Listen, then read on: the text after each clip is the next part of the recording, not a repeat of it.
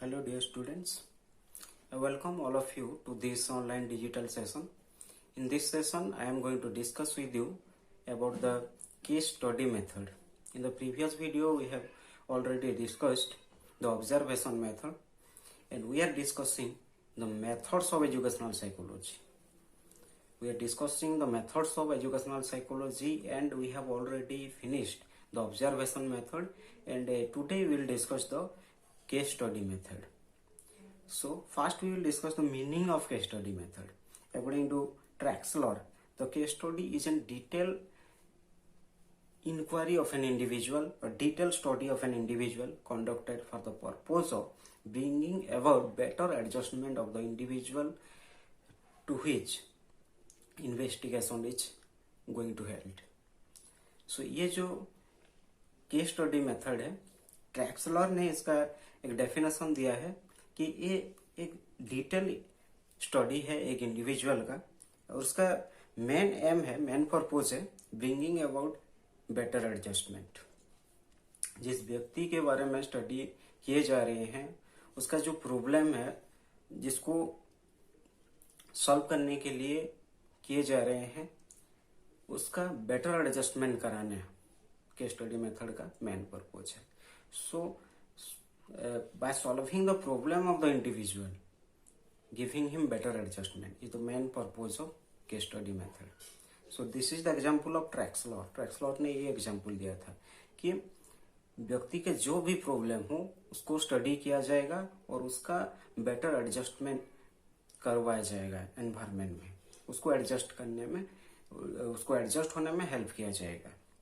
This is also called the clinical method. ये जो method है इसको क्लिनिकल मेथड भी बोलते हैं. The main objective of this method is to study individual case और cases of groups to detect and diagnose their specific problems and suggest therapeutic measures to rehabilitate them in their environment.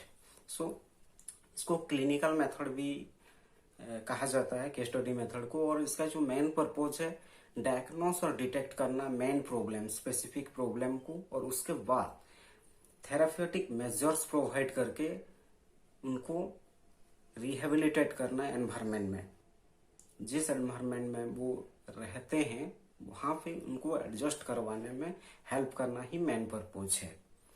So this method is mostly used by the clinical psychologist, psychiatrist and guidance worker in child guidance and mental hygienic centres. Child guidance clinic और mental hygienic centres में जो psychiatrist, psychologist और guidance worker काम करते हैं वो लोग ये केस स्टडी मेथड को मोस्टली यूज करते हैं. So next, it generally studies the various types of abnormality. ये जो मेथड है ये एबनॉर्मालिटी को, वेरियस टाइप ऑफ एबनॉर्मालिटी को स्टडी करता है. वो एबनॉर्मालिटी हो जैसे कि फिजिकल हो, मेंटल, इमोशनल और सोशल. मतलब abnormality related to physical, social, emotional, all this field और सोशल डेवलपमेंट फील्ड, इन सब फील्ड में जुड़े एबनॉर्मालिटी को ये केस स्टडी मेथड स्टडी करता है. So in the class the teacher finds behavioural problem and learning difficulties among the students. Class में जब टीचर पढ़ाते हैं वहां पे वो बिहेवियरल प्रॉब्लम्स और लर्निंग रिलेटेड प्रॉब्लम वो फेस करते हैं स्टूडेंट्स को लेके. स्टूडेंट्स जो होते हैं बहुत सारे स्टूडेंट्स के बिहेवियरल प्रॉब्लम रहता है और लर्निंग डिफिकल्टी रहता है. So sometimes he observe some are irregular in their attendance and peculiar in their behaviour with their mates and teacher. Some students ऐसे भी होते हैं जो कि इरेगुलर रहते हैं, मतलब वो रेगुलर नहीं होते हैं अटेंडेंस में, वो हर दिन नहीं आते हैं क्लास और उनका व्यवहार जो है वो पेकुलियर होता है, मतलब एक डिफरेंट टाइप का होता है विद देयर फ्रेंड्स और teachers. So with the help of case study method, the teacher tries to find out the root cause, and take steps to remove it. So ये जो case study method है, case study method की help से teacher क्या करते हैं, उनका जो बिहेवियर में जो प्रॉब्लम है और उनका लर्निंग रिलेटेड जो कुछ भी प्रॉब्लम है उसको आइडेंटिफाई करते हैं. रूट कॉज क्या है, मूल कारण क्या है, उसको आइडेंटिफाई करते हैं और उसके बाद उसको सॉल्व करने में वो नेक्स्ट स्टेप्स लेते हैं. Next will see the different sources in case study methods. Case study methods जो है इसमें डाटा कलेक्शन का क्या सब सोर्स क्या है, किन सोर्स से डाटा कलेक्ट किया जाता है। The teacher administer various type of test such as intelligence test, reading test, interest inventory, personality inventory and data are collected from the following sources.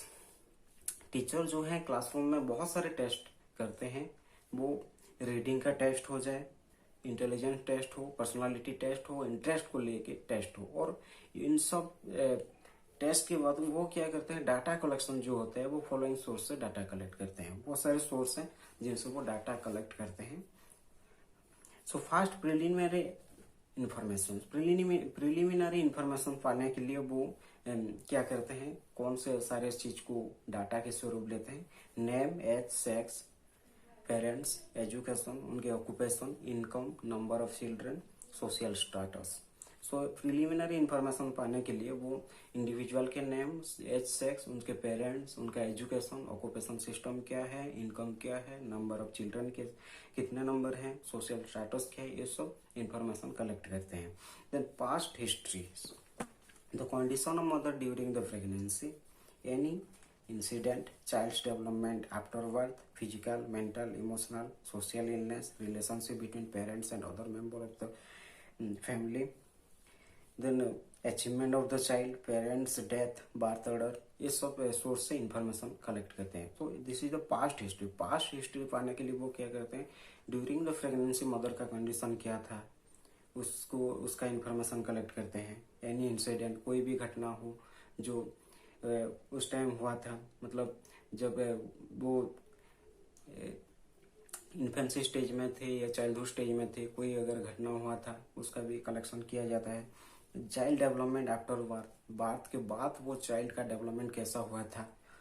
उसके बाद किसी भी प्रकार का इलनेस हो, फिजिकल, मेंटल, सोशल, किसी भी प्रकार का इलनेस हो उसके बारे में। पेरेंट्स जो हैं वो चाइल्ड का पेरेंट्स जो है उनका रिलेशन कैसा है अदर मेंबर ऑफ फैमिली के साथ। उसके बाद डेथ, पेरेंट्स का अगर डेथ हुआ है तो कैसे हुआ है, उसका कोई प्रभाव हो सकता है चाइल्ड के ऊपर, ये सब डाटा कलेक्शन किए जाते हैं। Then present condition, present condition के बारे में डाटा कलेक्शन करने के लिए बहुत सारे सोर्स हैं, बहुत सारे हेड से डाटा कलेक्शन किए जाते हैं। जैसे कि physical, result of medical examination of any disease, अगर कोई बच्चे को कोई डिजीज है तो उसका रिजल्ट, मेडिकल एग्जामिनेशन का रिजल्ट कलेक्ट किए जाते हैं। उसके बाद मेंटल इंफॉर्मेशन के लिए आईक्यू देखे जाते हैं, उसका स्पेशल एबिलिटी, जनरल इंटेलिजेंस, ये सब देखे जाते हैं। उसके बाद सोशल इंफॉर्मेशन पाने के लिए होम एनवायरनमेंट देखे जाते हैं। फ्रेंड्स एंड देयर टाइप्स, अगर वो चाइल्ड का फ्रेंड्स हैं तो उनका किस प्रकार के फ्रेंड है वो देखे जाते हैं। Social environment in school, home and neighbourhood, school में, नेबरहुड में ये कैसा है सोशल एनवायरनमेंट, ये सब देखे जाते हैं। देन इमोशनल इंफॉर्मेशन कलेक्शन करने के लिए उसके एंजाइटी, फियर, टेम्परामेंट, एटीट्यूड, ये सब देखे जाते हैं, उनसे डाटा कलेक्शन किए जाते हैं। देन इंटरेस्ट जानने के लिए personal, social, vocational and special attitude को देखे जाते हैं इंटरेस्ट जानने के लिए। देन स्कूल अचीवमेंट जानने के लिए क्या करेंगे, पोजीशन इन स्कूल, उस बच्चे के पोजीशन क्या था स्कूल में। फेलुअर, अगर वो फेल हुआ था या पास, ये सब इंफॉर्मेशन। स्पेशल अचीवमेंट क्या था, स्पेशली वो किस फील्ड में अचीव कर रहा था, ये सब डाटा कलेक्शन किए जाते हैं। तो अब देख लेंगे हम advantage of case study method. Case study method जो है इसका एडवांटेज क्या है, it is the only method to study a special feature of child behaviour. Child का जो बिहेवियर है उसमें जो स्पेशल फीचर है उसको स्टडी करने के लिए ये एक बेहतरीन मेथड है, ये बहुत ही हेल्पफुल मेथड है। Then help to motivate the child intelligently and properly, ये जो मेथड है ये क्या करता है, चाइल्ड को इंटेलिजेंट और प्रॉपरली मोटिवेट करता है। इस मेथड्स के जरिए से टीचर मोटिवेट करते हैं स्टूडेंट्स को, क्योंकि स्टूडेंट का जो वीकनेस है उसको वो निकाल लेते हैं, वीकनेस को आइडेंटिफाई करते हैं और उसको सजेस्ट करते हैं, बेस्ट वे सजेस्ट करते हैं जैसे कि वो उस वीकनेस से बाहर आ जाए। Then the vivid use of case study methods help the teacher in his teaching learning process। Teacher को ये उनके टीचिंग लर्निंग प्रोसेस में भी हेल्प करता है, क्योंकि वो विविडली यूज करते हैं केस स्टडी मेथड, तो सबका प्रॉब्लम उसको टीचर को पता हो जाता है. Then it helps to reduce the classroom problem confront by the teacher. Classroom में टीचर जो बहुत सारे प्रॉब्लम जो फेस करते हैं वो प्रॉब्लम रिड्यूस हो जाता है, क्योंकि टीचर को पता होता है कि स्टूडेंट्स का वीकनेस क्या है. Then it is useful for a teacher to gain knowledge about the normal behavior of a child. बच्चों के जो नॉर्मल बिहेवियर है उस नॉर्मल बिहेवियर को जानने के लिए टीचर को ये मेथड बहुत ही हेल्प करता है. नॉर्मल बिहेवियर पता हो जाता है टीचर को, तो वो अच्छी तरीके से डील कर पाते हैं स्टूडेंट्स के साथ. Then personality trait of the child is studied effectively by this method. Personality trait को टीचर सही तरीके से स्टडी कर पाते हैं कि इस बच्चे के अंदर क्या है खूबियाँ और क्या बेस्ट क्वालिटीज हैं, वो क्या कर सकते हैं, उनका पर्सनालिटी कैसा है, पर्सनालिटी ट्रेट क्या है, उन सब के बारे में वो इफेक्टिवली स्टडी कर सकते हैं. Then the suggestion given by this method is beneficiary for the whole life of the child.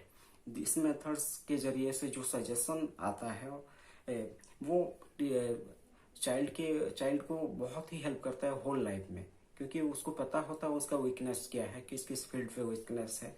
तो उस वीकनेस को जानने के बाद वो उसको सॉल्व करने में लगा रहता है. टीचर भी हेल्प करते हैं, क्या इफेक्टिव मेजर्स प्रोवाइड करने से उनका प्रॉब्लम सॉल्व होगा, वो टीचर जरूरी समझ के उसको प्रोवाइड करते हैं.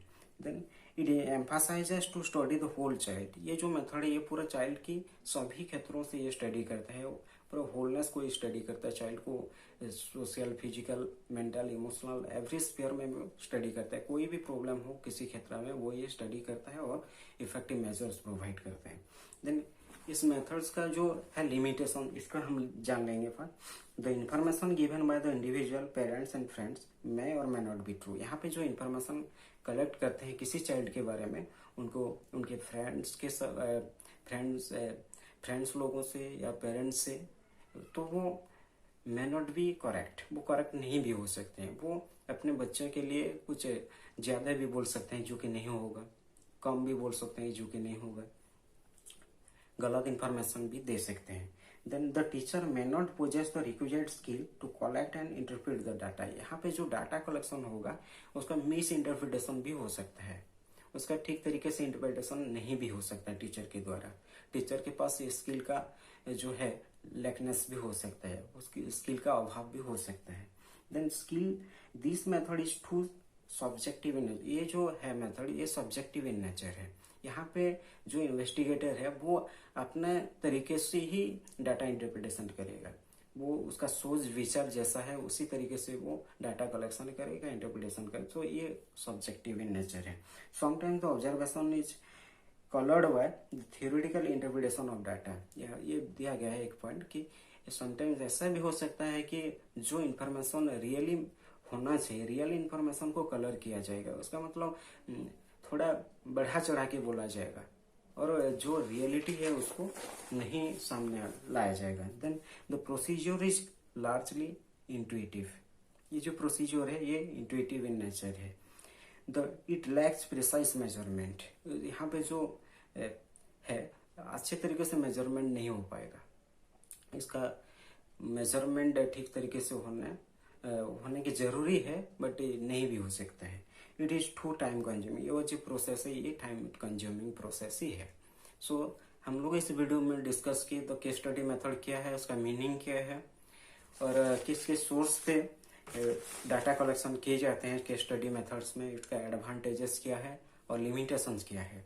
So if you like this video में comment, like, share and subscribe the channel so that the latest video you will find. So very thanks to all of you for watching this video. Thank you.